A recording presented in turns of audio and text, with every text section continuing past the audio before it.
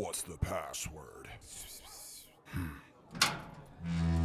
Welcome to the Game Master Speakeasy. Brought to you by the record button. Hello and welcome to the Game Master Speakeasy. Come on in and grab a chair by the ever-burning hearth. Today's bartender is Marcus, and go up and get an age-appropriate beverage while today we talk about our favorite things, tabletop role-playing games. I am one of your hosts, Cody, joined by my buddy Lance. Lance here and I are both, as the title might imply, game masters, specifically of tabletop role-playing games. Whether you are an expert or whether you are new, come on in and get comfy while we talk about, well, we have an email to answer today about character death. But first, Lance, how are you today? I'm doing pretty well. How about yourself? I am doing pretty... Well, I got a little bit of a headache, but other than that, I'm doing fantastic, because here we are, and I couldn't be more excited to be recording again, because it's always a lot of fun to share our experiences with you guys, the listeners, or even if no one listens, we have fun sitting here on this couch. And we're drinking. So that doesn't hurt. We're drinking age-appropriate beverages because we are both of legal drinking age. Way over legal drinking age. Before we get started on the main topic, let's talk about some news. All right, what do you or got? at least some news that are things that are new to us. The first thing I want to talk about is we talked about it in previous episodes, and then we had to consider the fact that it was delayed, but Paizo's Book of the Dead for Pathfinder 2 is now released, which means you can play a skeleton man. And I am sure that you have a copy of it. I actually do not have my physical copy picked up yet, but yes, I have one spoken for. Have you had any time to go through it? I have looked at a lot of the character rules for it. Mm-hmm. So in addition to the skeleton man ancestry, or skeleton person, there are also heritages, kind of like how Tiefling and Aasimar, So any dragon, any person can be, or not Dragonborn, Dragonborn's 5th edition, you know what I mean. Any ancestry can be a tiefling, like anybody can be a ghoul or something like that. So is the skeleton technically a... The skeleton's a full-on ancestry. Okay. But, so you could technically make, I guess, like a skeleton ghoul. Because ghoul is a heritage. I am confused, in addition to that, there's more, of course, spells and magic items, and of course, monsters. A lot of undead monsters. Options for being... they kind of have like a... You can play an undead pet class. Okay. Is one of the things that I really like how a ranger, well, primarily a ranger, can pick have an animal companion. So you have a minion where you spend an action to give your minion 2 actions. You can basically have an undead minion. So rather than being like, it's an archetype that focuses on having like one potent undead minion, which I think is kind of neat. So like if you wanted to be a vampire man with an undead butler, you could totally do that. Did they do any new summons for the summoner class, like an undead? I think there was. I want a Grim Reaper. I don't remember off the top of my head, but I believe there was another thing for the summoner class, another Eidolon. Yeah, that's the word. Another Eidolon. But while we're keeping on this topic with Paizo releasing things, I am going to mention something, and then I want your opinions first. Paizo, the people who are essentially the number one competitor to Wizards of the Coast. That's fair. And when I say competitor, I don't mean like they are head-to-head, because Wizards of the Coast is a giant, right? They're huge. They're huge. And then number 2 is Paizo. But it's kind of like how, trying to compete with Kleenex. Kleenex is the biggest person in tissue, right? And then, so that they have, like, the number 2 competitor, but they might be a lot smaller. Yeah. But that means Paizo is doing number 2, which means you would think they're doing okay. I don't know what their quarterly reports look like. However, they have announced that, most companies, they're going to port some of their content to 5th edition compatibility. I've also... Specifically, one of their more famous campaigns, Abomination Vaults, I've heard about that. Is going to be released for 5th edition. How does that make you feel, as someone who enjoys Pathfinder and the unique content as a competitor that they put out? I mean, I guess what I would say is that I don't care. That's probably, I mean, people that play 5e, if they want to do, this particular adventure, if they want some of the stuff from, Paizo, from Pathfinder converted over, that's great. I think we have kind of picked a system. Yeah. I mean, don't get me wrong. If somebody invited me to play in a 5th edition campaign, I wouldn't turn them down. I like 5th edition. I have no problem with it. But as far as our primary game, we've chosen a winner. We've picked Pathfinder over 5th edition at this point. Right. And that's what we're running with. So, I mean, anything that they do, it's at this point, it's just revenue generation. I mean, if they can make more money and it keeps them going or growing so that they can continue to make us more Pathfinder books, right, I consider that a win. I know that they just recently did a Pathfinder port to Savage Worlds, actually. Yes. And, but, I kind of view that as, two smaller factions banding together. So right?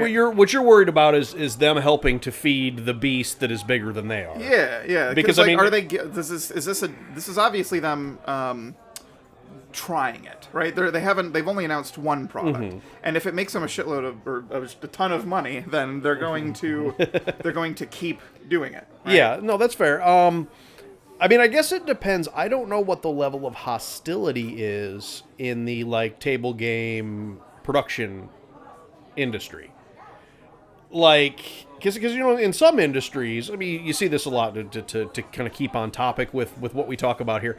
In the beer industry, microbreweries, craft breweries, they don't tend to hate their competitors. They actually tend to enjoy their competitors. Right. Like, people that produce beer just love beer, and there's apparently a big enough market for everybody to get a piece of the pie without having to hate on your competition for the most part.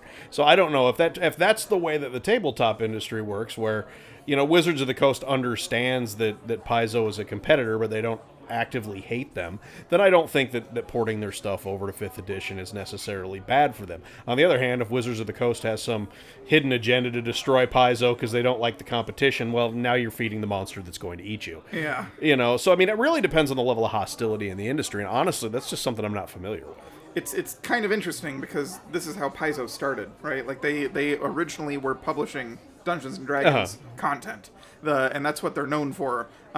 Compared to Wizards, Paizo is known for their really well put together campaigns. I think I'm going to assume that Paizo realizes that by porting a few things over to 5th edition, they're not really going to hamstring themselves too much financially.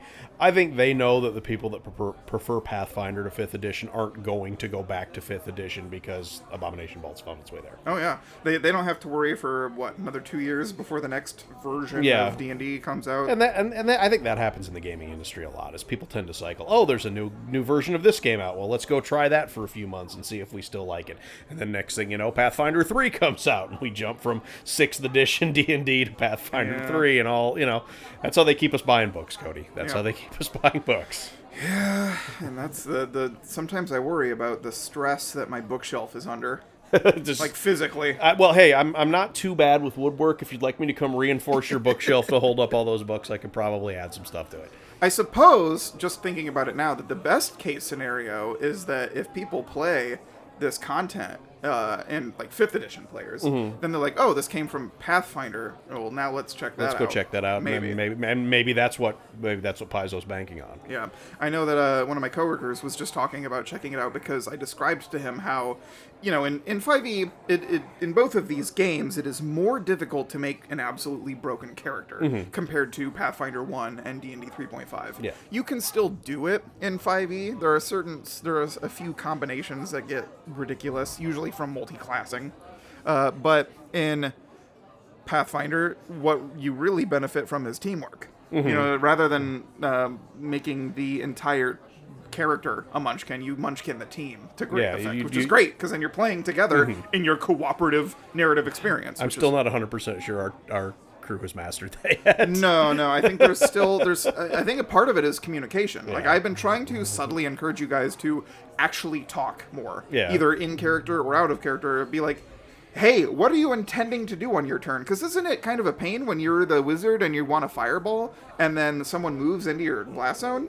But if you had just said, hey, I'm going to target that area with a fireball, then they might not do that. They go find a different Communicate with your teammates, gosh dang it. Well, but our group back when we were playing 5th edition with a lot of these same characters was the same way. I mean, we have a lot of people in our group that don't play this game for the tactics of it. Oh, no, yeah. And so when it comes to hey, teamwork is an important tactic for combat, everybody's like, I'm just going to roleplay my character in combat too. Yep. Even if my character would do something incredibly stupid. Yep.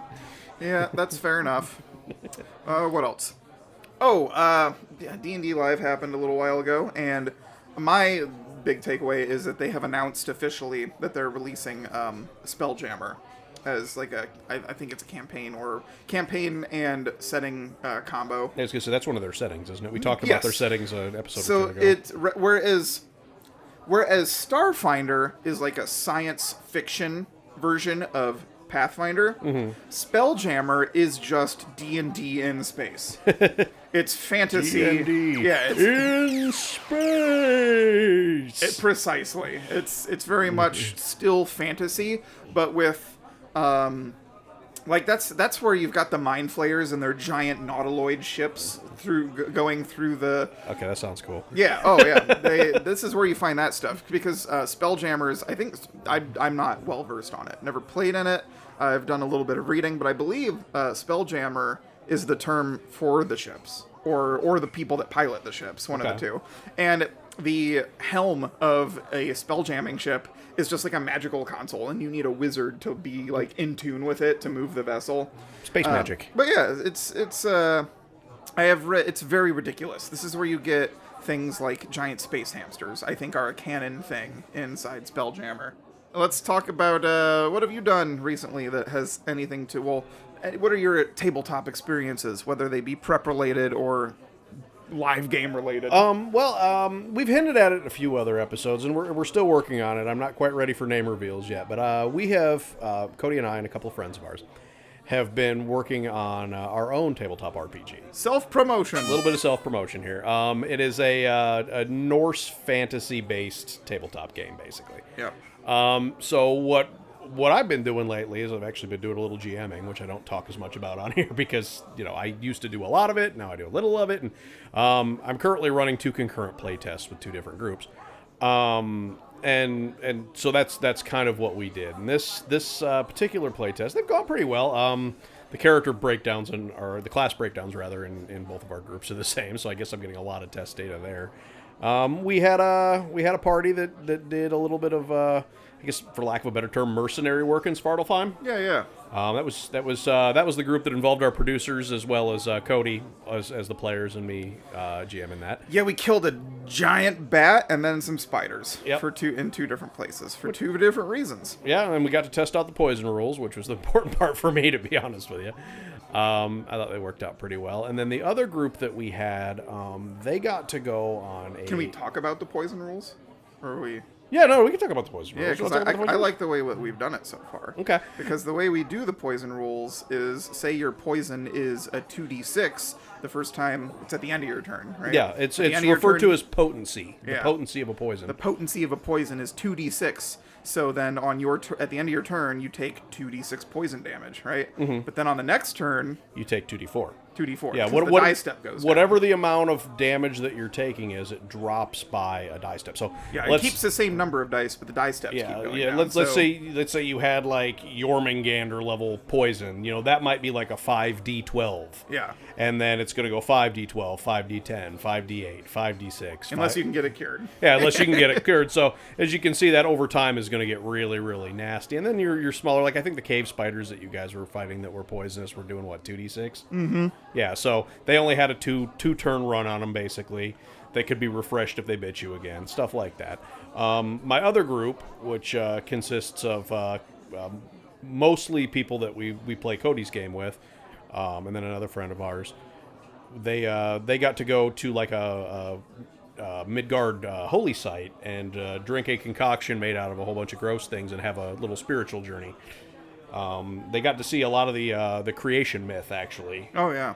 During that little adventure, but it was fun, and I hope to update you guys as the game keeps progressing. My tentative goal is to have something put together by 2023 that we can maybe get a Kickstarter.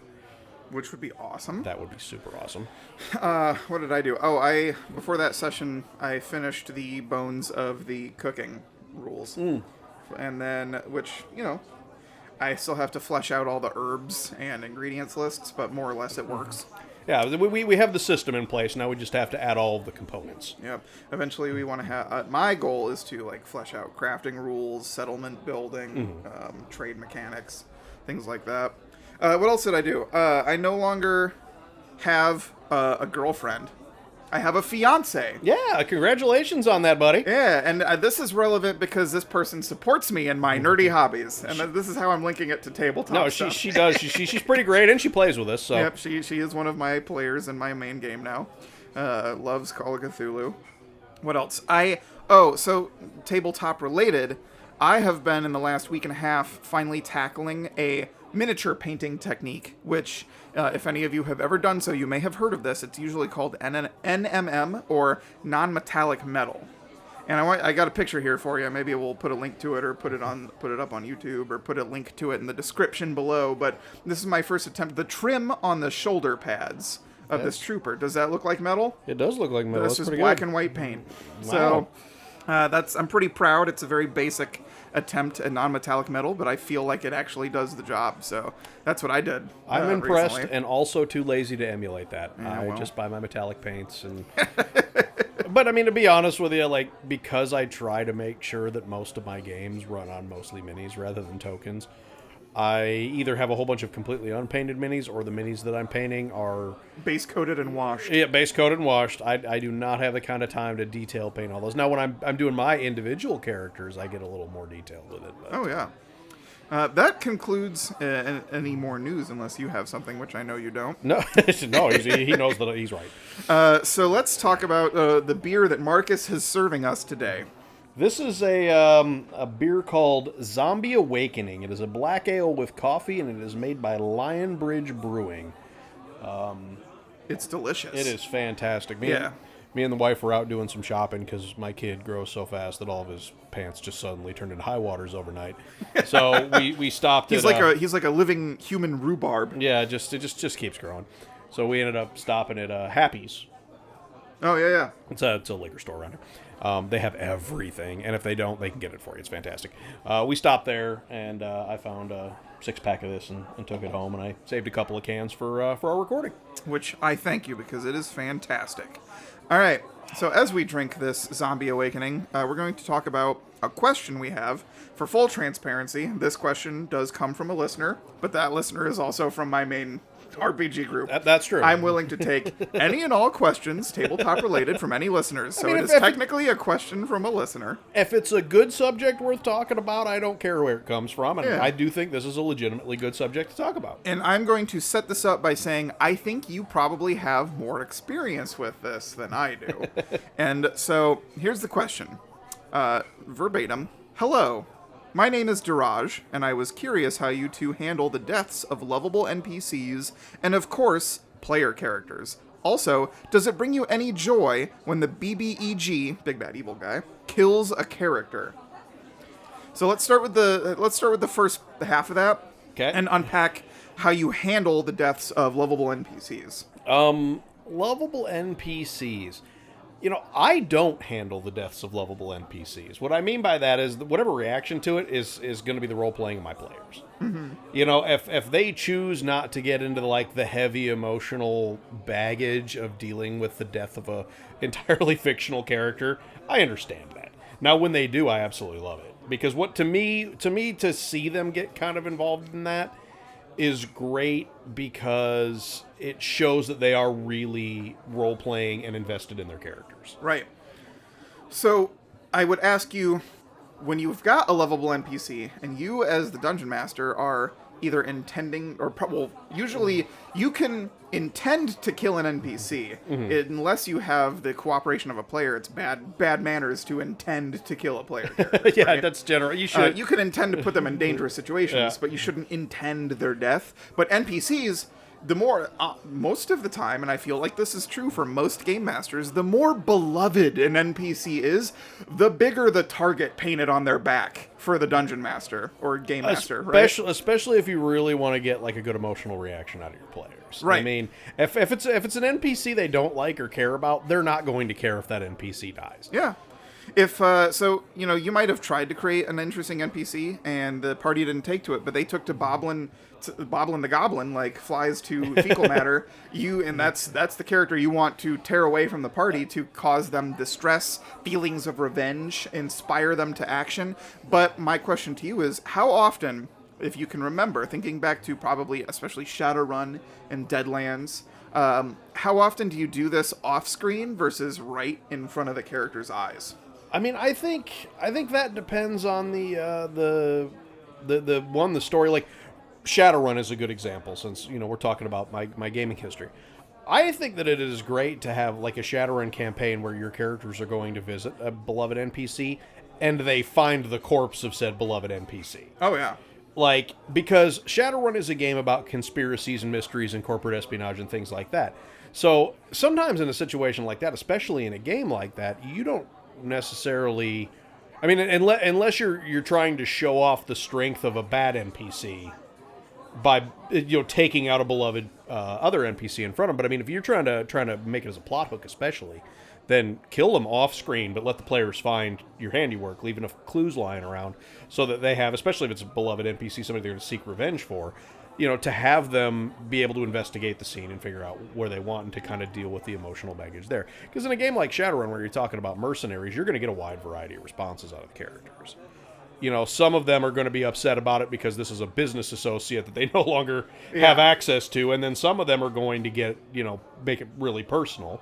And then some of them are gonna come along the lines of, well, if they can do it to him, what's stopping them from doing it to me? And then and then it becomes a self-driven motivation of, if we don't show these people that you don't get to screw with us and our friends, they're gonna walk all over us. My advice, that's all of that is fantastic. My advice to add to everything you just said is to consider how certain mechanics work. And there are games that have advice on this very topic. For example, let's take the assassination rules from, Kevin Crawford? Stars Without Number. Stars Without Number has a rule in it where you can assassinate a character, right? Mm-hmm. Where you spend a minute lining up your target, and then you just make a skill check. And if you succeed... They die. They basically die. The character makes their check, and then the target, I think, does make a con save or something. And if they fail, they just die. And there's nothing in the rules to say that can't happen to the player characters. Yeah. So if you've got a mechanic that can instant kill or instantly cripple a player character somehow, you can demonstrate that on screen with a beloved NPC, right? And then it comes back to if they can do this to him, they can do it to me. Exactly. That's what made me think of that. From a rules perspective, if they can, it's kind of like how in you've got all these teachable moments. It's trying to demonstrate. It's a show don't tell philosophy, like how video games teach you mechanics, right? Like, at the start of Mega Man, you can't go left, so you're going to go right. That's going to be, and that's the theme the rest of the game. You're I always have to go right. Introducing your players to mechanics is more fun than just telling them, hey, you can get assassinated. You can show them that they can get assassinated, and then it puts the drama on, puts the tension in their veins. Another piece of advice I will say, though, is that to temper, well, it depends on the setting in the game and all that, but how you've got these beloved NPCs. If the beloved NPC is this is from Call of Cthulhu directly, because Call of Cthulhu has the key backstory connection. Yeah. If you're looking at a beloved NPC and they are obviously the number one thing in a player character's backstory, don't do it off screen. Because then it feels a little cheap, right? Mm-hmm. Now, so to take Lance's advice, say for instance, one of your players has a sister, and this sister is their character's most important backstory piece. She is super important. Maybe it's an older sister who took care of this character after their parents went missing or something. Do not kill this sister off screen. Maybe the sister has a friend. kill that character off screen. You know, kill the sister's significant other off screen, but don't kill the key. When NPC the off evil screen. cult kidnaps the sister, maybe have them kill somebody else that you know as a part of the collateral damage, be it the sister's husband or kidnapping is fine because the NPC is still recoverable, right? Yeah. Mm-hmm. Action can be taken by the players to rescue her, but if they just show up and she's dead, it feels kind of like, oh, I didn't even have a chance to save her, because then you've taken away the possibility that the players can do dramatic actions on the NPC's behalf. Mm-hmm. So I would say, feel free to kill any NPC off screen unless it's like the most important one. Yeah. And I mean, do the thing that, because you know your players. You know what those characters... We hope you know your players. Well, we hope so. And you should know, at least by the time that you're trying to get these kind of dramatic reactions out of them, what their characters are into. Yeah. Like our friend Moose. You want to get him teed off? Kill an animal. Oh, yeah, that's all it takes. Like any any pets innocent... or any... I mean, we had a whole issue with a pet hydrag that he had. Yeah, that thing hadn't even hatched yet. And let me see, there was his ranger that had the dog, and that thing got eaten by that giant pile of bloody something or other. In yeah. That was in Jared's campaign. There's the whole thing about, sure, that's what the player doesn't like, not that what the character doesn't like, but when people make player characters, they usually put themselves somehow into the character somehow. Usually some facet of their personality exists within the character. Right. Like one of our regular players, if I wanted to unnerve one of my players' name is Dan, I would just use creepy dolls or centipedes, regardless of what character dude he's hates playing. centipedes. He just hates them. Yeah, he just hates them. And, you know, some people might take issue with that. Oh, that's not the character's dislikes, that's the player's dislikes. But it'll still work. Yeah. It'll still set the mood. And here's an important thing, because you're going to play games with a wide variety of people, and it is always important that you know your table. You know, it helps to know your audience. Because when Cody says, I can introduce centipedes to screw with Dan's head, he also knows that Dan's okay with that. Yeah, like that's true. He's not tapping into some like deep-seated psychological issue that's going to cause him some... Dan's not reaching for the X card. No, exactly. It's something that he is comfortable playing with, but it's not so uncomfortable that he doesn't want to play. Yeah. It's game mastering, like many other things in life, is walking on a beam. Yeah, and you got to balance your way across it. Gotta know who you're playing with. So we've talked about beloved NPCs. Let's talk about player character death. First, we could break it up if we wanted to, or just throw it all in one pot and make a stew. But I kind of think about talking about planned player character death, because that's a dramatic way to get rid of a player character. Someone says, "I want to play a new character. I don't want to retire him. Make him die." I've had that happen before, where they want a dramatic way to have their character go out guns blazing. Yeah, I'm sure you have seen some of these things happen in Deadlands. Yeah. Oh yeah. As a matter of fact, this was a campaign before I decided to reset the entire universe, but I let Dan kill Darius Hellstrom in Deadlands. Really? Of Hellstrom Industries. Yeah, he one of the big bads in that campaign. One of the ones that the creators are like, yeah, this guy can't be killed. Right. Well, I changed it. I decided to make that Pinnacle Entertainment said, hey, this NPC is he's unkillable. He's effectively immortal, and I decided that wasn't a thing. Because you as the game master have control of your game. Well, and here was the thing. Anybody that's familiar with the Deadlands universe understands that the events of the Weird West are in part responsible for the events of Hell on Earth, its sister game that takes place 200 years before. Yep. Dan's character was from the future.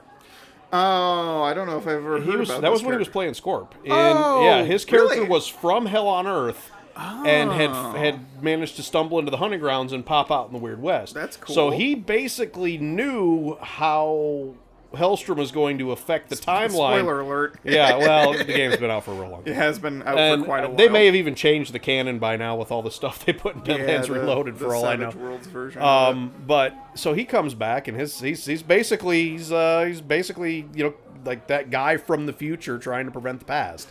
He's like the Terminator. Yeah, that's super fun. Comes back and fits in there, and he from the beginning of that campaign was like, I have to figure out how to kill Darius Hellstrom.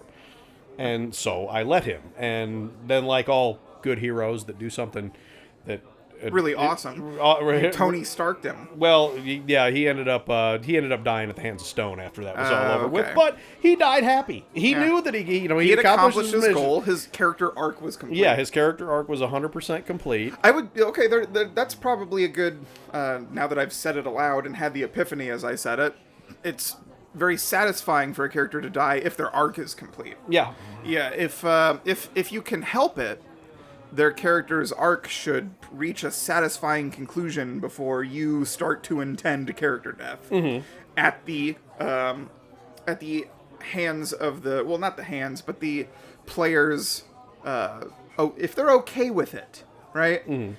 So it's important because you'll hear about groups online where the players want to play in a game where, we want to play in a dangerous world where our characters can die, but then their characters die and they get upset. You read stories like that all the time. Well, and see, I think character death is a general subject is very, very complex. It is. Because it depends on the setting that you're playing. Like, Deadlands, for example, has a kind of dead stop, for lack of a better term. Yeah. Like, at least in Deadlands Classic, if you achieved 5 points of grit and did something that pissed off the Reckoners, they were going to send Stone after you, and the best thing that you could do with Stone was get away a couple of times before he finally put a bullet in you. I mean, that was it. So that is a game that has a hard stop. Now, the hope is, as a GM, that you have done your job in telling a story sufficient to propel that player to the point that they understand that their end is coming and that they've accepted it because they've done enough damage to the Reckoner's plans that, I mean, to me, as a GM watching the players, earning death by Stone was always a badge of honor. Yeah, because absolutely. I mean, you survived all sorts of stuff. Did a lot of crazy stuff to get there. As a hero in a game where you're supposed to be playing a hero, you've done enough damage that the literal cosmic big bad evil guy quartet that is responsible for all of the bad in the Deadlands universe, like, they have personally put a hit out on you. Oh, yeah. You have accomplished enough to get their direct attention. And that now, because of that, you are going to have to fight, their completely overpowered, wildly curated assassin to the death. And you're going to lose, but you're going to go out like a badass. And then, like you said, that there's going to be campaigns or game types specifically that are designed to be incredibly lethal. And if you get into that setting and you get into that game, you have to know that, there's going to be a character churn in this game. That's going to be how it goes. But then you have games where you're playing like a more heroic component. And when I'm playing it, when I'm, GMing more of a like big high fantasy hero type campaign, don't tell my players this, even if they're listening. But I generally do not kill them off unless they do something either incredibly stupid or incredibly dramatic. Yeah, you give them multiple chances. Yeah, right? Like I'm going to give you the opportunity to not get yourself killed. But if you keep playing stupid games, you win stupid prizes. but I mean, like, I'm the kind of GM that I'm like, well, you know what? If I got to fudge a dice roll to keep these guys alive because the dice were just working against them, I don't want to kill a hero on like a just random roll. You know what I mean? Yeah. Because that's not dramatic and it's not fun. But if you are playing a gritty game where death is lurking around every corner, then like let Call of Cthulhu. Yeah, let a bad roll kill them. Like, let it happen. Because the game like Call of Cthulhu, you have to have that fear in order to enjoy the game. And if you know that your GM's kind of fudging dice to keep your whole party alive, it removes the tension. It removes the tension. And without the tension, a game like that doesn't have a lot going for it. So, and you know me, I try not to pull punches. I'm no longer fudging dice in Pathfinder. Only by virtue has Dan's character succeeded in staying alive in Call of Cthulhu. The dice fell in his favor. But, barely. Yeah. Barely. Let's talk about accidental character death. Okay. Like, I've had a character die in mid-combat. I will say that most of the time, in my personal experience, you just need to give players a little bit of space and time. It doesn't matter if they know that character death is a possibility. It doesn't matter that they have welcomed it. When it happens, it can kind of be an emotional slap to the face. Mm-hmm. Even if you're one of the people that are like, I'm totally cool with my character dying. Sometimes it happens, and you discover that part of you might have been wrong. But it's kind of like a sense of loss, right? You have to deal with very dumbed down, turned down to level 1, 4 stages of grief. I think is what it can be, because there's like, oh gosh, this really happened. And eventually, I've seen Moose go through the stages of grief after a character death in the span of 5 minutes. He goes through. It's like, oh, you can tell that he's a little upset that it happened. He goes away. Which is funny, because he's the most flighty person in our group when it comes to characters. Well, that's the thing. That dude he'd crank out a new character every week if you let him almost. He comes back 5 minutes later and he's already excited about a new character. Yeah. Some of your players are the type of people who like to make new characters, and so it's very much a when one door closes, another one opens kind of situation. It is a little bit more problematic when you've got there's other people. Not all of your players are always stoked to make new characters, because whereas I and others always have 5 more ideas on deck, some people don't do that. Some people actually have, this is the character I'm playing, this is the one that I want to keep playing, and they would be upset if that character died. And I will tell you right now, especially if you're playing the world's most famous and popular role-playing game, it's okay to cherry pick which characters have the threat of death. Because some of your players are going to be okay with their characters dying, and some of the players would be very sad. And you will learn which ones are which. See, my biggest problem in a scenario like that isn't for a lack of ideas for replacement. It's that I get decision paralysis really bad. Oh, you're like, so I've got too many ideas. Do I make the devil making summoner? Do I make the magus? Do I make you've got so many good options. That's usually my problem. Is it's like if I have to make a new character. And you probably notice this a lot when we start a new campaign or a new group. My universal answer is always, well, everybody else figure out what you're playing, and I'll play what fits. Yep. And the big part of the reason that I honestly do that is because it helps with the decision paralysis. Yep. If I know that we've already got 2 melee guys and a healer, okay, well, obviously we need some kind of ranged, attacker, possibly magic. Okay, cool. I'll make a sorcerer or whatever, because I know that those other roles have been filled. Or if there's no healer in the group, that was when I made Feldar. I really wanted to try a Circle of Dreams Druid, but I didn't want to do that in a campaign where we had a bunch of other healers. It wasn't necessary because Circle of Dreams Druids are so damn good at healing. They are good at healing. And so for me, it was like, well, as long as everybody else has already got their characters figured out and I can fill a good role within the party, that helps me to narrow down, which of the probably dozens at least, possibly hundreds of potential characters I've got floating around in my head. Another thing that I can't remember where this piece of advice came from, but if there is a player character death, let them write, if the situation and the setting allows it, kind of like a retroactive will, and then have like a funeral. But this is something that we have done before. I think you'll recall when the Lady of Lore died, there was a will and a funeral. It kind of allows your player the agency to express some last wishes, especially if the character death is unplanned. And then, there's settings like D&D where resurrection is possible. You can make a quest out of it and let a player play a temporary character until their character gets resurrected. Especially if it's somebody that somebody that tends to be floaty about their characters. Yeah. Like, hey, do you want to test drive a specific class right now? Because for the next 4 or 5 sessions, the rest of the group's going to be trying to find a way to resurrect your currently dead character. Yeah, your paladin's on ice. Yeah, and I mean, we had that with Aram to a slightly lesser extent. He wasn't dead, but he was kidnapped. He was. So I got to play a fairly high level fighter, and I really enjoyed the hell out of it. It's the first time I'd done it. Fighter's a fun class in both Pathfinder and 5e, in my opinion. All right, last part of the question though: does it bring you any joy when the big bad evil guy kills a character? I'm going to say yes, but for a specific reason. It's not like a, haha, I win kind of thing. It's more of like, I'm achieving successful drama kind of thing. Yeah, I would say it depends on the scenario, if it is dramatic. I mean, as much as the player of Aram, I was upset when the toast happened. I mean, obviously this was not player death, but I mean, it was akin to it in the sense that I was losing this character death. Of course, I hope it wasn't player death. Oh, yeah, well, ideally not. But yeah, to lose a character, because I mean, well, he wasn't dead. I did lose that character because of it. The actual moment of it is memorable to the point that we're never going to forget it. No, it's honestly the most memorable point in all of our games. It is definitely top 3 at least. And that's the thing with a scenario like that is, if it can be used to add to the story, then as a GM, don't shy away from a little bit of enjoyment of it, because that's a good thing. Now, if it's just the random roll from the big bad evil guy, that's not the same thing. I mean, if it's something that happens that way, you at least hope that it is going to be fairly dramatic.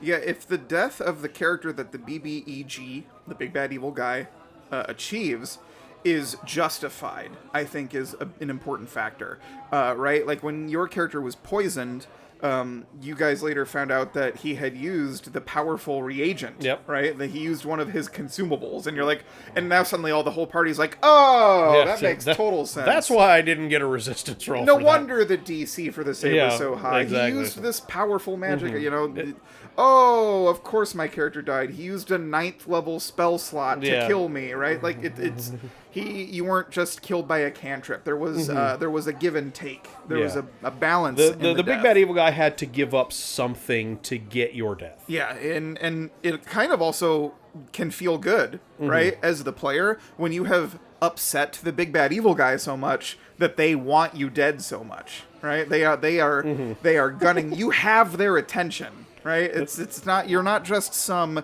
passing adventurer that is a fly on the wall. You are now their adversary, right? Yep. You have a villain and you are the hero. That's because that's what makes a good hero is a good villain, I mean, that's right? basically the reason that Aram is in a constant state of tormented Victor. Exactly. The Batman has the Joker, and the party needs a big bad evil guy. Whether the character that the big bad evil guy kills is an NPC or a player character, it pushes the story forward, usually, right? And it's, I have honestly used power word kill on a player before. Yeah, I think Daraj got that. Yeah, he got that. And face. It was in a situation where the players were, unknowingly to them at the time, were going to get resurrected because it's the Forgotten Realms and, death is not permanent in that setting.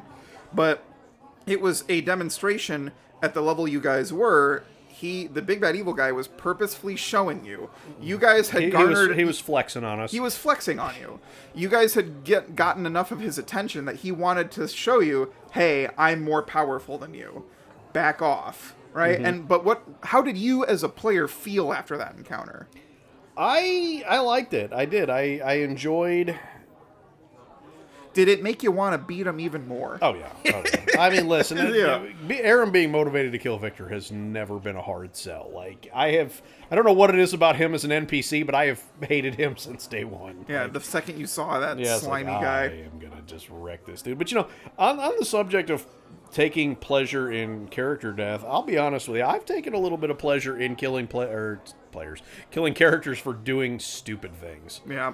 I really have. I mean, and maybe that's a bad attitude to have, but you will get these people that tend to make characters, and sometimes they'll have that level of toxicity where they're really trying to get you as the GM. You know what I mean? Oh, yeah, I know what you mean. And they're constantly doing things to test that limit, and you're constantly like, that's really dumb. You shouldn't be doing that. And eventually when the dice finally roll around to getting them for the stupidity, I'm not gonna lie, I've taken a little bit of enjoyment in that. It's kind of it's dipping a toe into adversarial GMing, but you're saying that they started it. Yeah, well, what I'm saying is that when you have a campaign and you're consistently it's usually only one player in the group is just consistently doing obviously stupid and incredibly dangerous things over and over and over again. And I think that a lot of times it's maybe because the player thinks that you're going to keep hand waving it.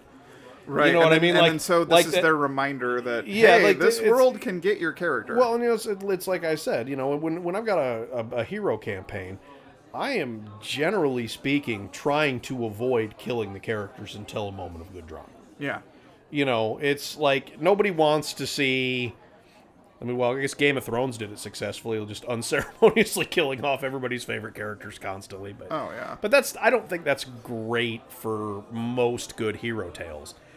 But then sometimes you'll get a player that I guess, and again, I don't know if this is their mentality going in or not. I will say that a lot of characters in Game of Thrones had a dramatic deaths. Oh, the Red Wedding was literally a ceremony. Yeah, it was a huge dramatic affair. It was literally a ceremony.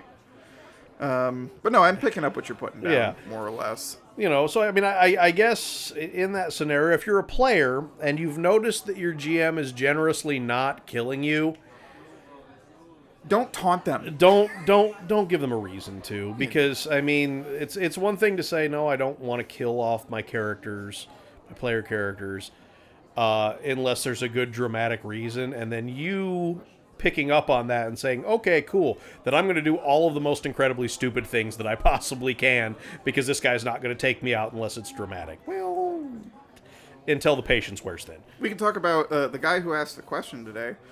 You guys knew, you had the knowledge that this goop that you drink has a 1 in 6 chance of killing your character. And he drank the goop, and he rolled a 6. So that's a really good example of exactly what I'm talking about. You knew that it could kill you. You knew it had a chance. And while as a GM, I would typically not want to kill a character in that scenario. Let's put it this way. My player in this, or my character in this scenario was like, yeah, you probably shouldn't do that. Yeah. You shouldn't do that. That's a bad idea. I'm going to do it. And then was he just salty because, like, the healer wouldn't heal him right before we were going to take a rest? I think so. I think that was it. He wanted hit points back right before he would have gotten all of his hit points back. To play devil's advocate, in his defense, what if you guys got attacked in the middle of the night? Right? I mean... But well, you were about to take a long rest, but what if it was interrupted? Okay, but 1 in 6 chance of dying from the goop. So, maybe not worth it. Maybe not worth it. I'm just saying. It's not like we were talking percentile dice with a 1% chance of death. We're talking 1 in 6. Yeah. That's the 6 on a d6. Rough business. All right, so in summary, you have to handle character death delicately and with tact. Yeah, it's just such a complicated issue because it's one of those things where it depends on the game. It does. I mean, I don't... Of course it depends. Of course it depends. Yeah, I don't want you to hand wave something like death for my character in Call of Cthulhu because it's a horror game. It's a horror game. If you have 10 hit points, yeah, that's never going away. No, and I have to go, like, for me to really enjoy that game, I have to go in there knowing that I am playing a character in a world that is dangerous and that there are dangerous things there that will kill me. If I think, Cody's only going to kill me if it's dramatic, then any scene that's not inherently dramatic, I'm like, I'm going to walk away from this no matter what happens. No, that's going to ruin the tension of a game like that. Yeah, but in the words of my friend Tim, if I shoot you, you die. If your 10 hit point character gets shot with a rifle that does 48, there's a solid chance bad things are happening. Oh yeah, I mean my character's pistol can kill somebody in one shot. Call of Cthulhu doesn't mess around. No, they do not. It is a game for role playing, not for combat. And if you're in combat, your chances are real bad. Oh yes. So I think that's going to wrap it up for this episode. Thank you for joining us at the Game Master Speakeasy. Hopefully you've enjoyed your beverage served by Marcus today. If you want to hear more of us, it's fantastic. The Zombie Awakening I honestly like the chocolate ale more, but this is also pretty good. If you want to hear more of us, you can find us on many places where you listen to podcasts. This is like episode 15 or something, though. So if you've missed 14 episodes, that's pretty impressive. But you can find us on Apple Podcasts, Google Podcasts, YouTube, and Spotify, iHeartRadio. If you want to listen or get in touch with the sister shows by the Record Button Production Group, they are also available on there. Wasteland Active Radio, which is a Fallout-themed podcast, and Why Did I Write This?, which is a very funny podcast about old fan fictions that the hosts have written. Our social media you can find us on, the Record Button Production Group can be found on Facebook, Instagram, TikTok, Twitter, and YouTube. But if you want to email us specifically with questions, comments, concerns, maybe things you want to hear us talk about, you can email us at gmspeakeasyofficial@gmail.com. Once again, that is gmspeakeasyofficial@gmail.com, where today we have answered an email, and we have done so before, and we hope to do so more in the future. Thank you for joining us. Hopefully you've enjoyed your time at the ever-burning hearth, and you will get home safe tonight. Have a wonderful day. See ya.